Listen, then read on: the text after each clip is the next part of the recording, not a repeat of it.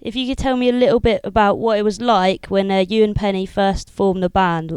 Well, I mean, I don't think that either of us were that particularly serious about it. I mean, it was just, I sort of just had this vague idea of starting a punk band somehow, and I was around at Penn's, and he just said to me, well, I've got a drum kit, I'll play drums for you. And I went, that's great.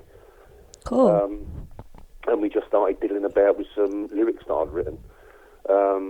I don't think that me and him thought it would get any further than the Garden Gate, to tell the truth. It would, it was just going to be a sort of weekend thing to shock the middle-class hippies who were still going to, what was to become the Crass House at that time. And then the funny thing was that as people came over to visit, they, what you up to? And me or Penn would say, I was starting a punk band, and then I'd say, I've got a guitar, I'll play guitar for you. And so these people just sort of chose to join. Oh, right. That's pretty cool.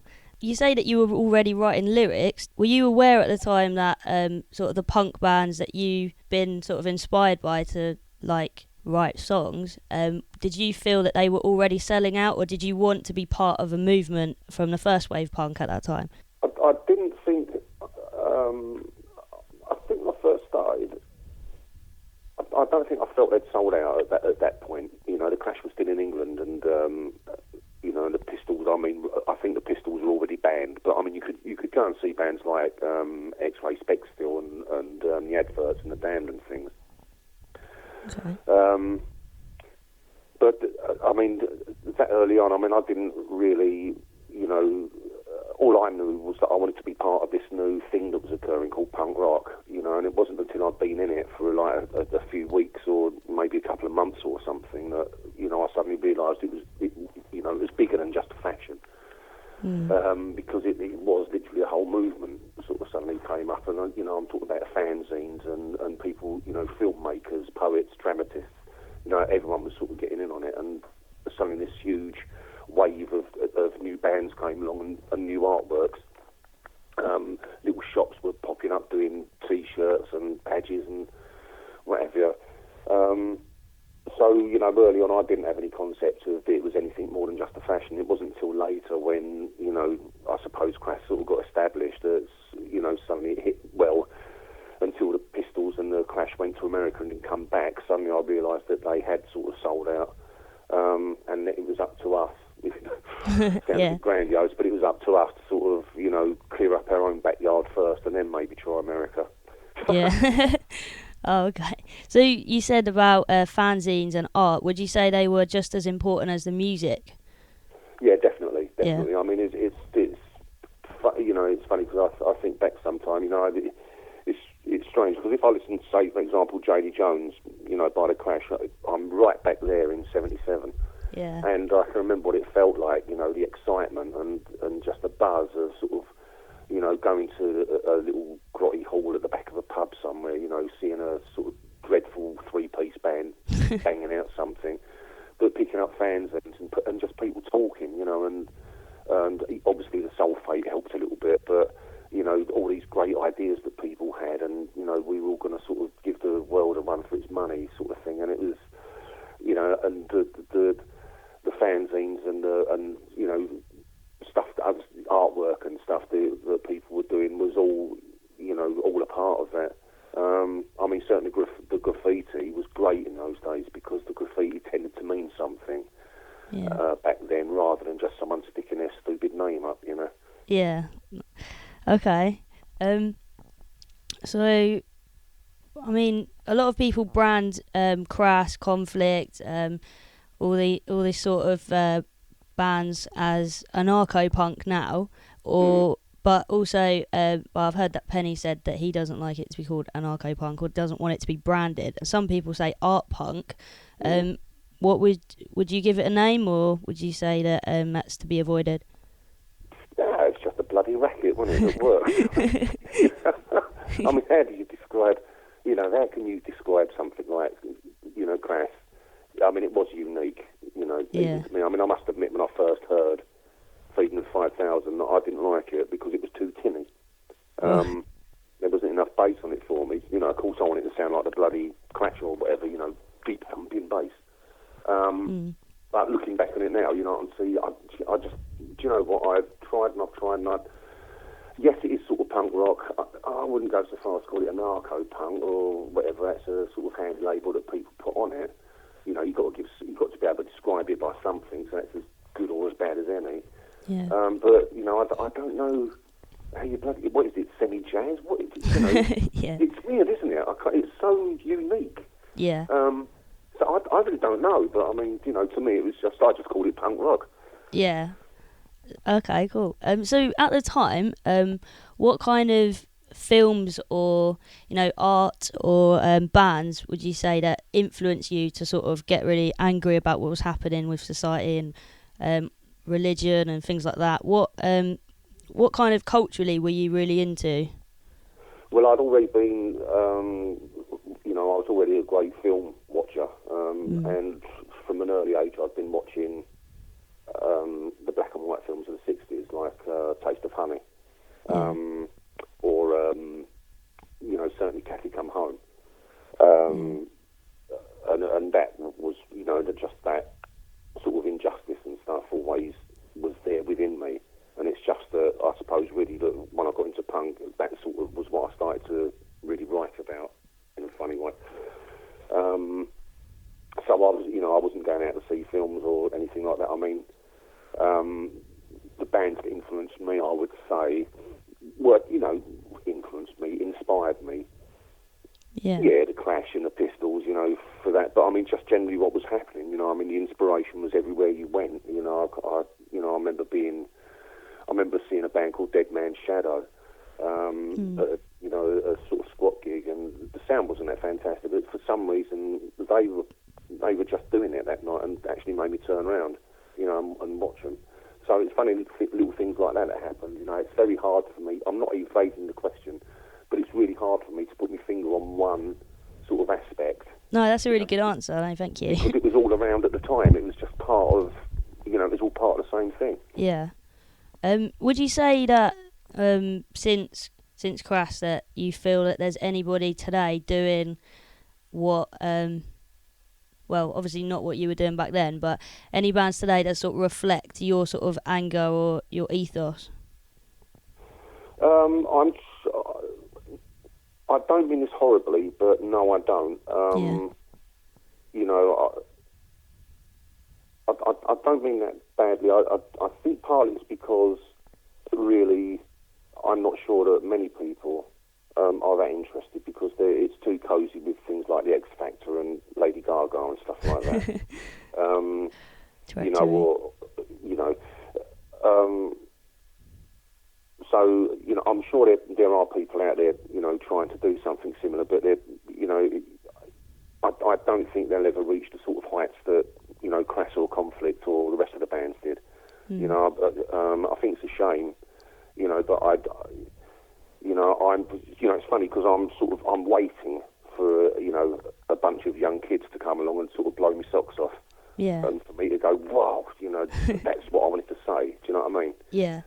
I'm sure it will happen one day, but I just, you know, I can't see it happening at the moment. You know, it's, you know, what have people got to protest about? I know what I want to protest about, but, you know, I really don't know. Okay. Yeah. What a crap answer that was. no, it's fine. Sorry about that problem. No, because I'm talking about, like, influences in my essay, and I'm talking about sort of what was behind your thought process when writing, and then how that, what the legacy of that was. I'm sort of talking about this, you know, Conflict, obviously. Yeah. How Crass inspired Conflict, and also today there's this band called Slaves. I don't know if you've heard of them, but they're a two-piece punk band, and they say that they're heavily influenced by Crass, and the singer stands up and just smacks the crap out of two crashes, a snare drum and a floor tom, and then he's got a backing vocalist who just plays like guitar really heavy, and their lyrics are sort of like feeding blood money to the vulture, counting your cards in popular culture, things like that. Real sort of quite like inspired by what you were doing, but obviously what when you were doing the DIY label, major labels were so influential. I mean, some of the biggest selling records ever, even up until today, were out in the 70s, and people have never been able to match those kind of heights of like how the record labels, the majors like Universal and Sony and EMI were like so huge at that time, and now they've gone down and down since punk.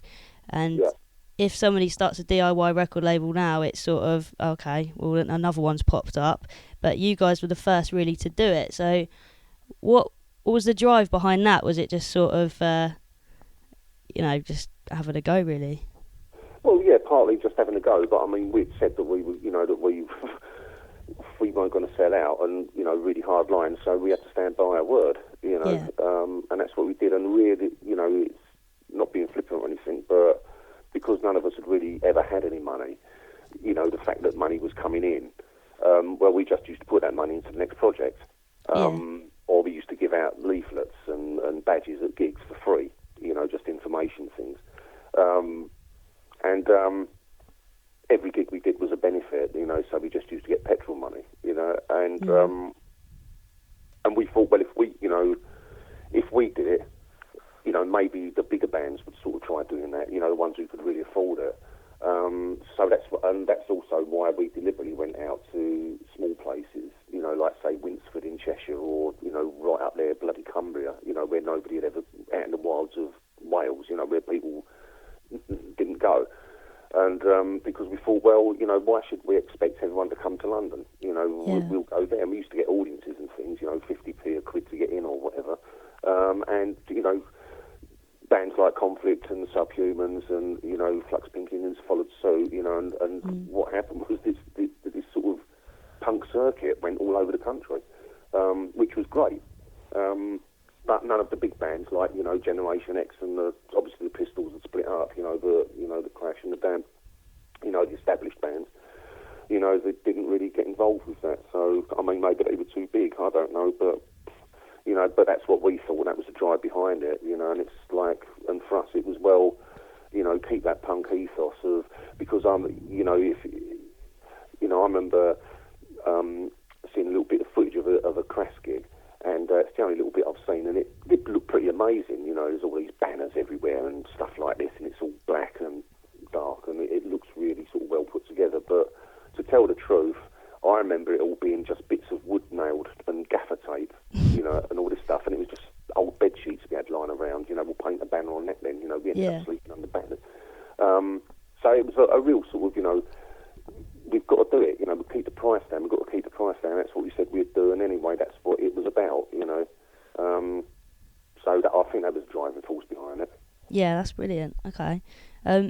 Would you say, like, even though you went all over the country and obviously there was a big punk uprising in a lot of different areas, would you say there was a real homecoming place, like, where you felt that it was the most influence on your fans, like an apex of Crass gigs? No, not really. I mean, what you mean, was their favourite place, for example, London, because that was our home turf? Yeah, like, did you have a bigger following, sort of, when you played London, or? Well, I think there were more people there, because obviously it's a bigger city, and if you compare London to, say, let's say Aberdeen in Wales, where we played, yeah. You're going to get more people at London than Aberdeen, but, wherever we played, it was the same intensity, a feeling from the audience.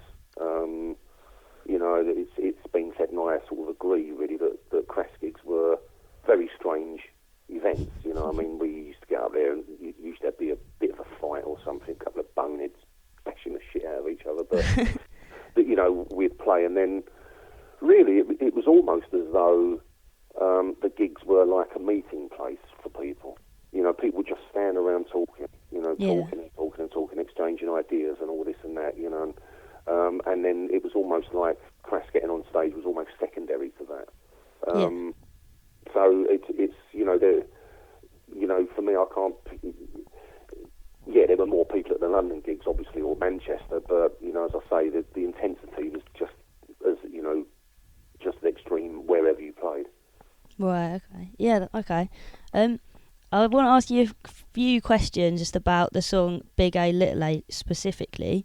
Yeah. I recently got the book Love Songs by Crass, which tells you who wrote each set of lyrics, and it said that Penny had written the lyrics for that. Is that right? Yeah. So did you write any of them at all? What, Big A Little A? Yeah. Nah. Okay. No. Do you remember how the song came about in rehearsal? Yeah, it's really strong. I remember Penn saying to me that he'd written this song, and I was like, Big A Little A, what the hell's that? And he went, that's a nursery rhyme. And I was like, okay. Typical Penn thing. And I said, so, you know, what? And Penn said to me that when he wrote it, he had this idea of the Glaswegian punk in his head, and what sort of song could he imagine this sort of Glaswegian punk shouting along to. And you know, he's apparently the words just sort of came. It was just one of those. I think he did it in about 20 minutes. I'm not sure. Really? It just sort of suddenly appeared. But I really liked it. You know, obviously, it's a sort of really catchy tune. You know, it's like spot on for me. But you know, all those little bits. You know, if Moses did it with his face, she'll do it with her army. You know, and all this kind of thing. And yeah, it's, you know, brilliant song. Brilliant song.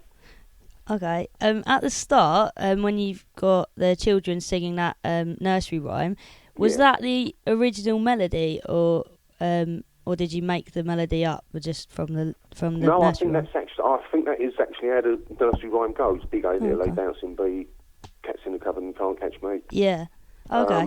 Were the kids like friends or family, or were they just... the children's voices were Eve Libertine's son and Phil Free's 2 sons and his daughter. Oh, amazing. Okay. Yeah, it was the best kids, yeah. So was the nursery rhyme significant at all? Was it just something that Penny thought that was common, people would recognise? You'd really have to ask him about it, Paul. But I think that it might have been something that came from his childhood or something like that. You know. Yeah. I really can't remember that, you know. Okay. Yeah, I was thinking that obviously on the record you deliver that song with such conviction, and it's quite interesting the way when you think about it, it's sort of displayed like a theatre, like a play, because you're taking on all these characters, but the listener is grounded in your voice when it comes back to the external control section, so that when it comes to your part, there's no need for you to introduce, hello, I'm Steve Ignorant. It's obvious. Did you put a lot of thought into that, or was that just natural? That just came naturally. Yeah. You know, obviously, you know, hello, this is your Lord God, can you hear? You know, I always used to shout that bit in a sort of a semi-vicary type voice, or, you know, the voice of God or whatever, and then, you know, hello, is a message from your Queen. Very tempting to do it in a camp style voice, but, you know, no, so I did it, you know, as the, you know, sort of taking the piss out of the Queen's voice. Yeah. And it just sort of came naturally. You know, I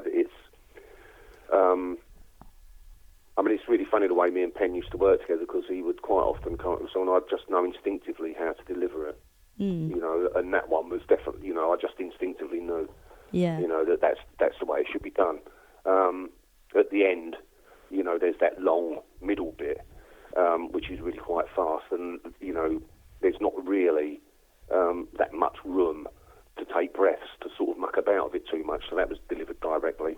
Yeah. But no, you're right, you know, that it is a great to perform it. You know, when I used to perform it, it was a great theatre piece. You know, and let me loose to sort of do actions and all that sort of stuff, and yeah, great song. Okay, wicked. Yeah, like that part that you just mentioned, I sort of think of it as a rap section.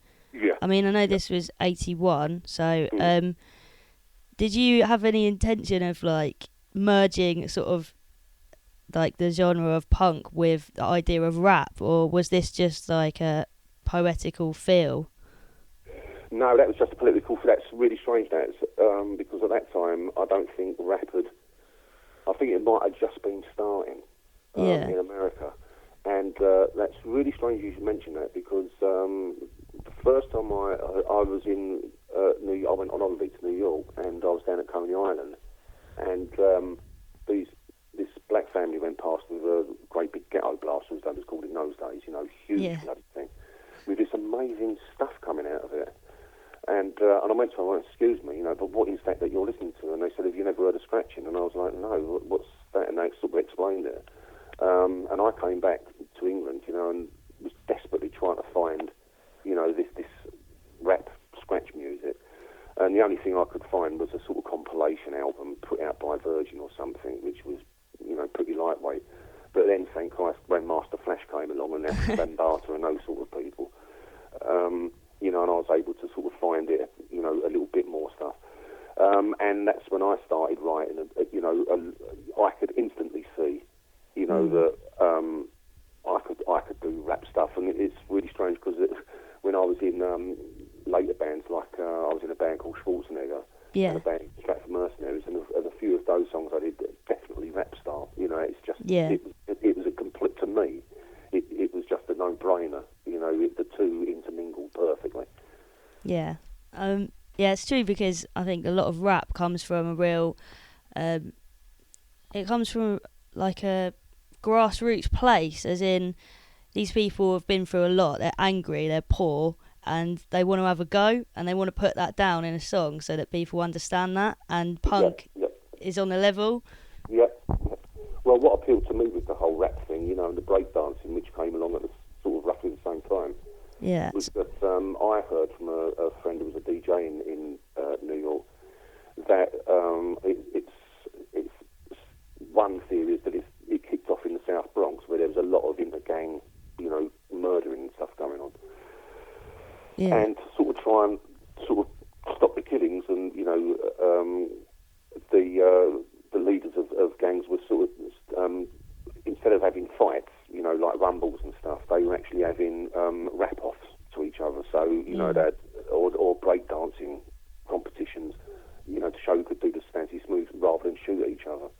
But I mean, obviously the stuff they're talking about comes from that gang culture. I think it got terribly mistreated with the gangster rap rubbish, which I think is just fucking awful sexist bollocks. But there's people that took punk and made it into something that wasn't supposed to be as well. Like, Well, yeah. It's. I mean, let's face it. Anything that comes along that's going to make a buck or two, you're going to, someone's going to sort of pinch it, and someone's going to sell it out. That's just inevitable. So when you were just saying that you had this ghetto blaster and you had rap, was that before you sang Big A Little A? Was that let's see, Big A Little A was 1983. I think it was just after that I heard the rap stuff. Oh, okay. So you could have been the first ever rapper. Well, that's what I wanted. Inadvertently. I wanted to be the first ever white punk rapper, but unfortunately some twat called Vanilla Ice beat to it. Oh. Well, I don't think you've got any threats from him now. No. He's got bigger tattoos than me. He's still a knob, though. Absolutely. Okay, I'm running out of time, so I've got 2 more questions left, if that's all right. Yeah, go on. Okay, thank you. Okay, so you might not even know this, it's just a bit of a random one. At the end of the song, Big A Little A, this police officer approaches a man. It's Feel Free, Who was that? That was Feel Free. Oh, right, okay. Hello. No, that was John Loder. Oh, right, yeah, hello. Hello. So the man responds to the officer. Yeah, fair cop, Gov. Yeah, fair cop, Gov. That's me. And then he runs away. Yeah. Yeah, that's me running down the street outside Southern Studios. Okay, I was just wondering if he said fair cop, Gov, because I wasn't sure. But then I was wondering what that bit was about. Yeah, hello. Fair cop, Gov. Yeah. And then you hear the footsteps running away. I do that. I had to run on that bloody road about 20 times. So is that sort of reflective of a common occurrence of being a punk? Yeah, and I mean, fair cop, Gov is what it's what your criminals in the old black and white film say to the policeman, you know, when the hand is laid on the shoulder, "Come along, lad, fair cop, Gus." Oh, right. But, yeah. Oh, okay, so it's sort of like an end to the theatre production in a way, where you've come down to reality, said your piece, and then you've been arrested for it. Yeah. Oh, All this blustering, and you've still been, and still try and get away up Parkhurst Road, I think it was called, yeah. That's great. It's funny because people say punk is quite simplistic in ways, and I can see the chord progressions, they are 3-4 chord songs, but in the conviction to the message and the lyrics that are put forth, like, they're really complex. They're really thought out, like, clever songs.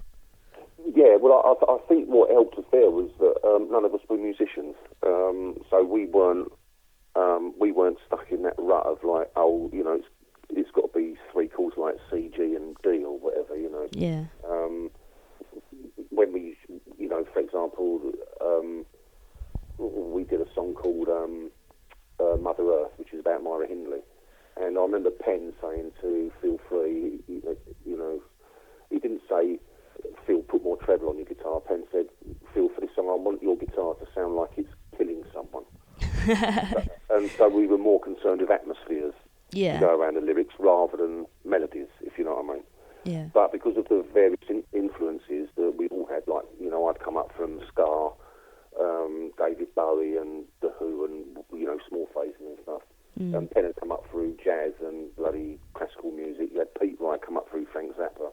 So you've got this whole mishmash of different musical styles in there, which is what I fit. And plus, as I say, we weren't musicians, so we weren't bound, you know, by the rules of songwriting. So, you know, so why does a song have to be 8 lines long in the chorus, in the verse, and then 4 lines in the chorus, and then a bridge, and then, you know, a middle bit, and then back to the thingy? Yeah, no, definitely. why can't we have it 5? And then, because if you listen to like Others to Live In, the first verse is 6 lines, and then the rest of the verses are 4. Yeah, I've but it looked still through works in this funny, quirky way. So I think that's, you know. Yeah, no, it does work, like, definitely. I mean, that's the thing, it flows seamlessly, but I went through it and sort of counted out each section in bars and looked at the lyrics and where they fit, and it's just like, it's really like all over the place, like quite erratic. But you never, when you're listening to it, think, oh, that shouldn't have happened, you know, because it just works. When a lot of songs before and after that are very much, you know, mid-late, 8-bar chorus, 16-bar verse, and it's just boring. I mean, I'm a drummer, and when I learn a song, I most of the time can listen to it once and go, right, so every section's 8 bars long, sort of thing. And you guys break away from that. Yeah. Okay, I've got to run. Thank you so much. That's right, Paula. Well, look, I'll see you at the Grosvenor, yeah? Yeah. Okay, thank you very much. So you gave some really great answers, and it was really helpful. Cheers, mate. All right, I'll catch you later. All right, cheers. Take care. All right. Ta-ra. Bye-bye.